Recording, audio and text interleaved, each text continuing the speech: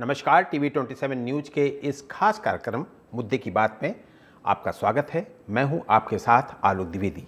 भारत और पाकिस्तान के बीच युद्ध के हालात और बढ़ते तनाव को लेकर दोनों देशों के राजनेताओं, सेनाओं और आम लोगों के बीच कौतूहल और बेचैनी बढ़ती जा रही है। 22 अप्रैल को पहलगाम में हुए आतंकी हमले के बाद 11 दिनों से भारत फूंक फूंक कर एक एक कदम आगे बढ़ा रहा है और पाकिस्तान को अपने शिकंजे में कसता जा रहा है। सिंधु जल समझौता रद्द करने से शुरू हुआ भारत का कूटनीतिक दांव अब आयात निर्यात पर प्रतिबंध तक आ पहुंचा है। भारत आतंकवाद का खात्मा करने के मकसद से आगे बढ़ रहा है और बिना एक भी फायर किए लगभग आधी लड़ाई जीत चुका है। भारत की कोशिश है कि वो आतंक को पनाह देने वाले और उसे बढ़ावा देने वाले देश की स्थिति ऐसी कर दे कि वो दाने दाने को मोहताज हो जाए। ऐसी लड़ाई को जीतने के लिए काफी धैर्य और संयम की आवश्यकता होती है। बारीक रणनीति बनाई जाती है और उस पर स्टेप बाय स्टेप आगे बढ़ा जाता है। भारत एकदम ऐसा ही कर रहा है। भारत की इस रणनीति को देखकर अफगानिस्तान के पूर्व उपराष्ट्रपति अमरुल्लाह सालेह ने कहा है कि ऐसा लगता है कि भारत ने अपने दुश्मनों को सजा देने के लिए इलेक्ट्रिक चेयर का इस्तेमाल करने के बजाय उनके गले में लंबी रस्सी लपेट दी है। सलेह का मतलब है कि भारत अपने दुश्मन का एक झटके में काम तमाम करने के बजाय उस पर पूरी तरह से शिकंजा कसकर तिल तिल कर सजा दे रहा है। लेकिन लगता है कि भारत के कुछ राजनेता उतावले हो रहे हैं और ऐसी बयानबाजी कर रहे हैं जिससे विदेशों में भारत की छवि खराब हो सकती है। ऐसे ही एक राजनेता है यूपी कांग्रेस के प्रदेश अध्यक्ष अजय राय। केंद्र सरकार पाकिस्तान पर सैनिक कार्रवाई करने में क्यों देरी कर रही है, इसे लेकर अजय राय ने एक ऐसा बयान दिया है जिसे समझदारी वाला कतई नहीं कहा जा सकता है। अजय राय ने कहा है कि भारत सरकार के राफेल विमान खिलौने की तरह हैं, जिन पर नींबू मिर्च बांधकर हैंगर में टांग कर रखा गया है। अजय राय के इस बयान का बीजेपी ने पलटवार किया है। बीजेपी नेता सीआर केसवन ने कहा है कि कांग्रेस और उसके नेता देश के साथ गद्दारी कर रहे हैं। वहीं प्रियंका गांधी वाड्रा ने कहा है कि अजय राय का बयान उनका अपना निजी बयान हो सकता है, कांग्रेस का नहीं है। कांग्रेस पहले ही कह चुकी है कि वो इस वक्त केंद्र सरकार के साथ खड़ी है। वहीं जमीयत उलमा हिंद के अध्यक्ष मौलाना अरशद मदनी ने सिंधु नदी पर पानी रोके जाने पर कहा है कि भारत इन दरियाओं को लेकर कहां जाएगा। मदनी का जवाब देते हुए मुस्लिम धर्मगुरु और ऑल इंडिया इमाम एसोसिएशन के अध्यक्ष मौलाना साजिद रशीदी ने कहा है कि मदनी को पाकिस्तान से इतना प्रेम है तो वो वहीं क्यों नहीं चले जाते। ऐसे में मुद्दे की बात में सवाल ये उठता है कि क्या युद्ध जैसे संवेदनशील हालात पर नेताओं को ऐसा बयान देना चाहिए? क्या कांग्रेस के नेता हाईकमान के निर्देश की परवाह नहीं करते हैं? क्या भारत की पाक के खिलाफ रणनीति को लेकर राजनेताओं को संदेह है? क्या 11 दिनों में भारत ने पाकिस्तान के कसबल ढीले नहीं किए? क्या ऐसे बयानों से विदेशों में भारत की छवि खराब नहीं हो रही है? ये तमाम अहम सवाल जिनका जवाब अपनी इस चर्चा में तलाशने की कोशिश करेंगे। हमारे साथ तमाम खास मेहमान भी जोड़ने वाले हैं इस चर्चा में।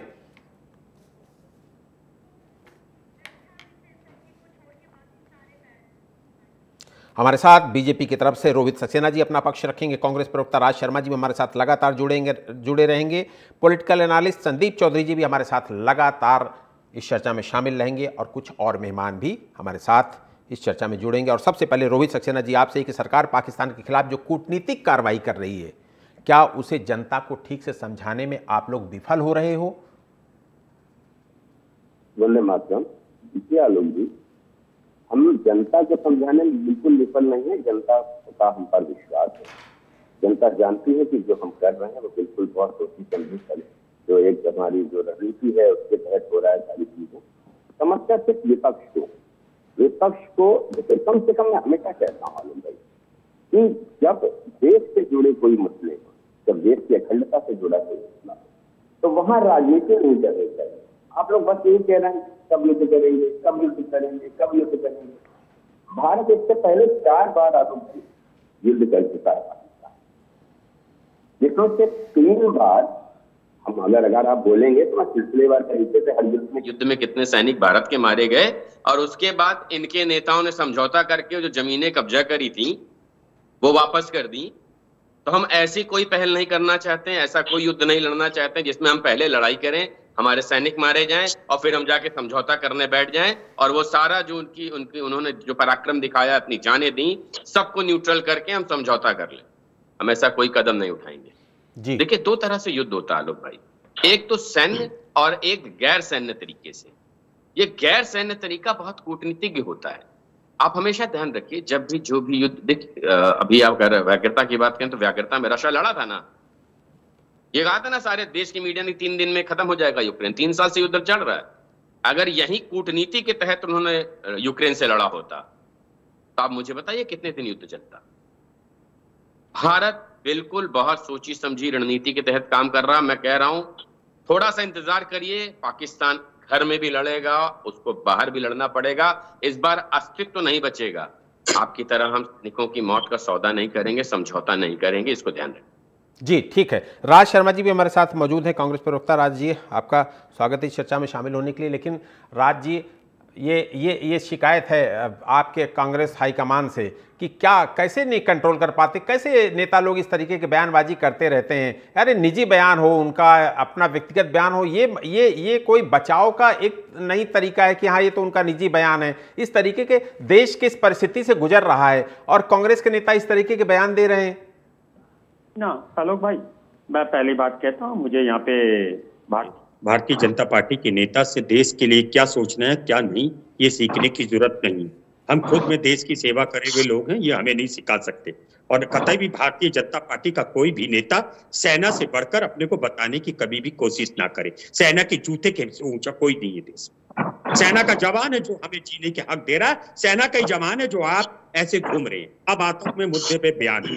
देखिए, ये मेरा भी कहना, अगर पानी रुकना था तो राफेल की क्या जरूरत है। ये हर कोई कह रहा, मैं नहीं कह रहा। और ये जैसे कहते हैं जनता जनता, तो क्या मैं जनता नहीं हूं? जितना अधिकार प्रधानमंत्री की ताकत है उतनी मेरी है, वोट मेरा भी उतनी कीमत का, आपका भी सबका है। बात यहाँ ये नहीं, इंटरप्रिटेशन गलत ना करिए। मेरे उत्तर प्रदेश के अध्यक्ष माननीय आदरणीय अजय राय जी का जो कहना था उसका इंटरप्रिटेशन गलत ना निकाले। वो बात ये कह रहे भाई राफेल है, चला दो, क्या फर्क पड़ रहा है। और एक और बात सुनिएगा आलोक भाई, ज्यादा शालीनता दिखाना भी कायरता की निशानी होती है। ज्यादा शालीनता बन के कोई देश का युद्ध नहीं जीता जाएगा। शालीनता बन के कोई आपको प्रधानमंत्री जी को गैलेंट्री अवार्ड नहीं दिया जाएगा। 11 दिन हो गए, मीडिया भी जरा सी बात में कहता है क्या 59 साल हमारी पार्टी ने सरकार चलाई। अभी जैसे तथाकथित हमारे नेताजी कह रहे थे भारतीय जनता पार्टी के, अरे तब जब 93,000 पकड़ के रखे थे तब देश की स्थिति क्या थी पता थी आपको? अब मुझे नहीं लगता कि आप 2014 से पहले, तो मैं एक सवाल पूछ लूं, पहले तो आलोक भाई 4,000 भारत के मरवाए भी थे, ये भी बता दीजिएगा उस युद्ध में। पहले तो मैं एक बात कह दूं, आप लोगों को ना तो सत्ता चलानी आती है ना चला सकते हो। क्या दिखा रहे हो देश? और आलोक भाई, मुझे आपसे भी एक आपत्ति है, देश की हंसी तब नहीं हो रही कि देश का सत्ताधारी नेता, सत्ताधारी गठबंधन का नेता आपस में रैली कर रहा है, जब विदेशों में देश की बेइज्जती नहीं हुई, जब विदेशों में देश की इज्जत हो रही थी कि विदेश से मेरा नेता घर आया और एक भी प्रेस कॉन्फ्रेंस नहीं करा और एक भी संवेदनशीलता का प्रतीक नहीं पेश किया, तब देश की बेइज्जती नहीं हो रही थी। आप इंटरप्रिटेशन गलत करते, मीडिया जो चाहे चलाए और हम मीडिया को चलाने दें। आलोक भाई, अब कदापि नहीं चलेगा ये। अब मीडिया को भी स्वतंत्र नहीं छोड़ा जाएगा। और एक और बात कहता हूं मैं आपको आलोक भाई, 4 स्तंभ नहीं हो, 4 अंग हैं। और याद रखना, 2 अंग तो खराब हो चुके हैं।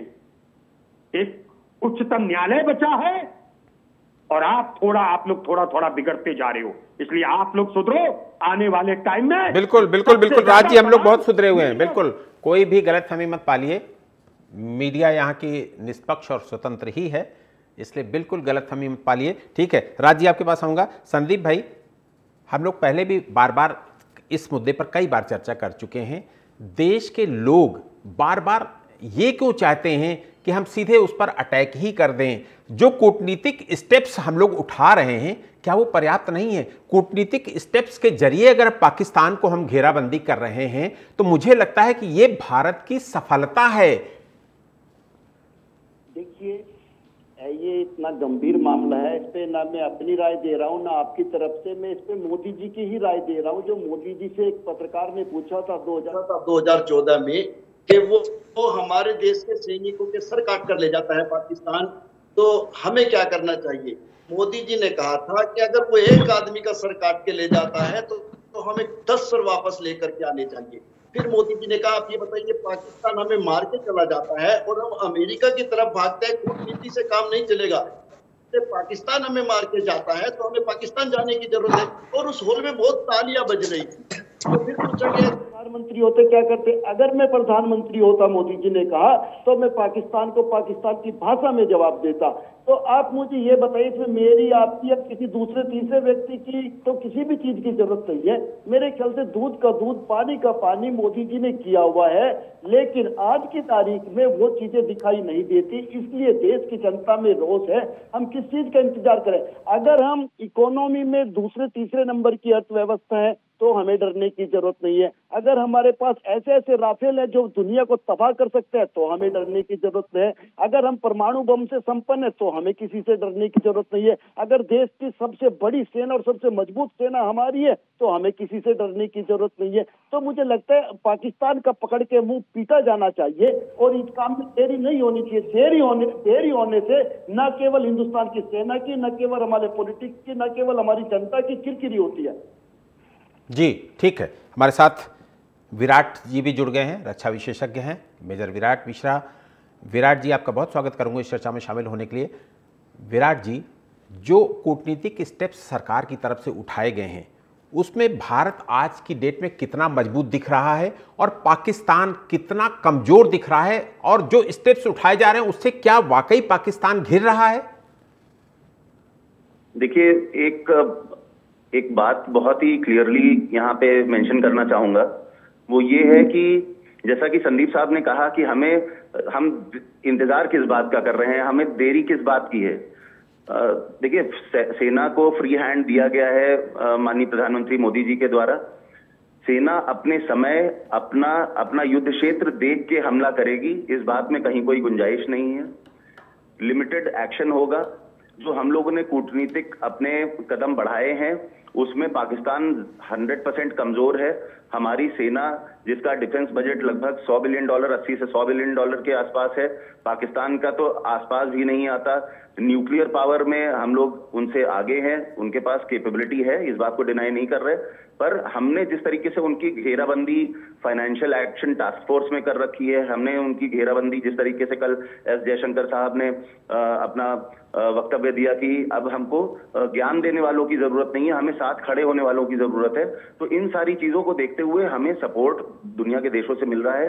हाँ, ये बात जरूर है कि इजराइल ने गाजा में जिस तरीके से घुसकर कार्रवाई की, अपने लोगों के बलिदान का बदला लिया, वैसा ही बलिदान का बदला हमें भी लेना है। और इसमें कहीं कोई शक या गुंजाइश नहीं है कि हम वो बदला लेंगे, पर हम अपने समय पर लेंगे और इसमें हड़बड़ाने की जरूरत नहीं है। हो सकता है कि 15-20 दिन निकल गए हैं, पर इसका ये मतलब नहीं कि हमारी तैयारियां या हम उसको सही तरीके से एग्जीक्यूट ना करें। गड़बड़ी करने की जरूरत नहीं है। हम अपने समय पर ध्यानपूर्वक हमला करेंगे और बदला लेंगे। ठीक है। रोहित जी, वैश्विक मंच पर पाकिस्तान तो को अलग थलग करने में सरकार अब तक कितना कामयाब हो पाई है? देखिए, ये तो आपके सामने जो भी विश्व में शक्तिशाली देश हैं वो सारे भारत के साथ है। उन्होंने बोले, यहाँ चाहे अमेरिका हो, ब्रिटेन हो, रशिया हो, इवन यूक्रेन ने भी भारत के साथ खड़े होने की बात कही है कि हम भारत के इस विषय पे साथ खड़े हैं। मैं सिर्फ इतना बताना चाहूंगा, देखिए, मैं पहले भी कहा था, पहला स्टार्टिंग मैंने यहीं से किया था कि ये मुद्दे राजनीति करने के नहीं है। लेकिन अगर आप राजनीति करने पर उतरे हैं तो आईना देखिए भाई साहब। आपने 1947-48 के युद्ध में से 1100 सैनिकों की जान दी थी भारत के, और जा करके आपने नेहरू जिन्ना समझौता कर लिया था। 1965 के युद्ध में आ जाइए आप, आपने 3000 सैनिक भारत के मारे थे, जिनकी शहादत हुई थी यहाँ से। उसके बाद आपने जाकर के लाल बहादुर शास्त्री और अयूब खान से समझौता हो गया। 1971 में 4000 सैनिक भारत के मरे हैं। उसके बाद आपने इंदिरा गांधी और जुल्फिकार अली भुट्टो का समझौता करा दिया। तो भारतीय सैनिकों की जान की वैल्यू है कि नहीं? आपकी तरह आंख पे पट्टी बांध करके कूद जाएंगे? आपकी बौद्धिक क्षमता कितनी है? ये 3 युद्ध भारत के दिखा चुके हैं कि हजारों सैनिक आपके मरने के बाद आपने क्या किया? जो जमीन भी हमारे कब्जे में आई थी वो भी दे दिया, सैनिकों की जान भी चली गई। तो कम से कम हैसियत में रह के बात किया करिए। जो आप देख करके आए हैं, जो आप कर करके आए हैं, उसको देखिए। इतनी शहादत हुई देश की, और क्या किया आपने? अंतर्राष्ट्रीय मंचों पर जाकर समझौता कर दिया, देश को दिखा दिया कि जो हमारे हजारों सैनिक मरे, इनके जान की कोई वैल्यू नहीं थी। जो जमीनों वो उन्होंने अपनी जान की बाजी लगा करके, जान को गंवा करके भारत को दिलाई थी, उसको आपने जाकर के समझौते के अंतर्राष्ट्रीय स्तर पर पीठ थपथपाने के लिए आपने, आपका समय आएगा, रुक जाइए, मुझे पता, मैंने दुखती रख पे हाथ रखा तो बेचैन होना आपका लाजमी है। आपने सीधे अंतर्राष्ट्रीय स्तर पर अपने आप को चमकाने के लिए जमीनें वापस कर दी। आपके लिए सैनिकों की जान की परवाह नहीं, हमारे लिए है। तो ये बौद्धिक क्षमता आपकी और हमारी राजनीति में है, इस बात को ध्यान रखिएगा। हमारे स्तर की बौद्धिक क्षमता कम से कम भारतीय सैनिकों की जान को बचाने के लिए, लाने के लिए अभी आपको कई हजार जन्म लेना पड़ेगा। और अभी मुझे लगता नहीं आपके यहाँ कोई नेता या कोई भी व्यक्ति इस स्तर पे खड़ा है जो इस तरह की राजनीतिक सोच रख पाए। बताइए, दसियों हजार सैनिक आपने मरवा दिए भारत के, और किया क्या? समझौता। जो चीजें आई क्या किया? हैंडओवर कर दिया। यही चाहते हैं, केवल एकमात्र कारगिल का युद्ध था, आप उठा के देख लीजिए, सबसे कम सैनिक भारत के शहीद हुए और एक समझौता नहीं हुआ, हमने कुछ वापस नहीं किया। ये अंतर है आपके और हमारे युद्ध की बौद्धिक क्षमता में। तो कम से कम कुछ भी बोलने से पहले अगर राजनीति करिएगा तो जवाब मुंह तोड़ मिलेगा, इस बात को ध्यान रखिएगा। बिल्कुल बिल्कुल ठीक है। राज जी मुझे लगता है कि आप सारी चीजें तो समझ ही रहे हैं, आप जवाब देंगे, लेकिन एक चीज, चूंकि शहादत की बात की है रोहित जी ने, मुझे लगता है कि कांग्रेस के कई बड़े नेताओं ने इसी आतंकवाद के लिए शहादत दी है, देश के लिए शहादत दी है। और कहने की ज़रूरत नहीं, चाहे मैं इंदिरा जी की बात करूं, राजीव जी की बात करूं, इन्हीं परिस्थितियों में उनको शहीद होना पड़ा, उनको मरना पड़ा। लेकिन उसके बाद भी राज्य, ये सवाल आप पर खड़ा कर रहा हूं मैं कि उसके बाद भी आतंकवाद जैसे मुद्दे पर कांग्रेस के नेता गंभीर नहीं दिखते। ये बयान सिर्फ अजय राय की बात पर नहीं कर रहा हूं। रोहित जी सुनिए पहले पूरी बात। रोहित जी आप बात सुनिए। अजय, इसकी सरकार ने कभी जिम्मेदारी नहीं ली है। राज जी अजय राय के बयान की बात मैं नहीं कर रहा हूं। इसके अलावा भी जब इस तरीके की स्थितियां आती हैं, मैं बालाकोट स्ट्राइक की बात कर रहा हूं, उस पर भी अपोजिशन के लोगों ने कहा कि नहीं मुझे तो पहले आप प्रमाण दीजिए, पहले आप करके आए हो कि नहीं करके आए हो, कि आप केवल आप ऐसे ही कर रहे हो। तो जब आतंकवाद जैसे मुद्दे पर, जो गंभीर मुद्दा है, संवेदनशील मुद्दा है, उस पर तो मुझे लगता है कि राज्य जी सरकार के साथ खड़े रहना ही ठीक होता है। सरकार को एक्शन लेने देने के लिए पीछे से सपोर्ट देना बहुत जरूरी होता है। वो कहीं ना कहीं मुझे लगता है कि नहीं दिखती चीजें जब अजय राय जी जैसे लोग ऐसे बयान दे देते हैं। राज जी। आलोक भाई, पहले तो मैं भारतीय जनता पार्टी के तथाकथित नेता को समझा दूं कि ये टाइम बेसिक शिक्षा के हेड मास्टर की तरह बोलने का नहीं, अपनी आत्मा को जगाने का और देश की आत्मा की रक्षा करने का। दूसरी बात नहीं कहनी, मुझे कुछ नहीं आते हैं, मुझे मत सिखाइए। आप जैसे लोग सीखने आते हैं, अगर शिक्षक की स्तर देखेंगे तो आपसे कई गुना होगा, तो कम से कम किसको सिखा रहे हैं, तो इस बात को ध्यान रखिए। ये लोग नाबालिग लोग हैं, ये नाबालिग लोग हैं, इनके आगे आप नहीं, ये उत्पात मचाएंगे। ये हकीकत है, भारतीय जनता पार्टी का हर एक नेता नाबालिग है, ये उत्पात मचाते रहते हैं, इनका काम कुछ नहीं है। ये सामने वाले बेटे की तरह ना तो कमाता है, वन बाय रोहित जी राज्य की बात पूरी हो जाए, फिर उसके बाद आप पर आ जाऊंगा। जान रहा हूँ कि ये लोग नाबालिग लोग हैं, मैं एक ही बात जान रहा हूँ, मुझे नहीं पता। अभी विश्लेषक साहब एक बात कह रहे थे, एक के बदले 10 टायर आएंगे। मैंने भी सुना है, वो अमेरिका से बात करते हो, पाकिस्तान से करेंगे। मनसा वाचा कर्मा, जो कहते हो, जो सोचते हो, जो बोलते हो, उसमें सामंजस्य बैठाओ। और एक और बात, नकारा लड़का मत बनो उस घर का, ना खुद कमाता है, ना जो कमाता भाई है उसे सही से जीने देता है। आप लोग अपनी बताइए, 11 साल से सरकार आपकी है, क्या कर रहे हैं आप? और लो आपको चैलेंज करता हूं, आपने कह दिया शिमला समझौता रद्द। अरे यहाँ देखो, टीवी पे उसमें मत देखो, गूगल मत छाटो, लुक एट मी। समझौता बता दो, शिमला समझौता रद्द करने से किसको मिलता है? किसको मिलता है बताओ?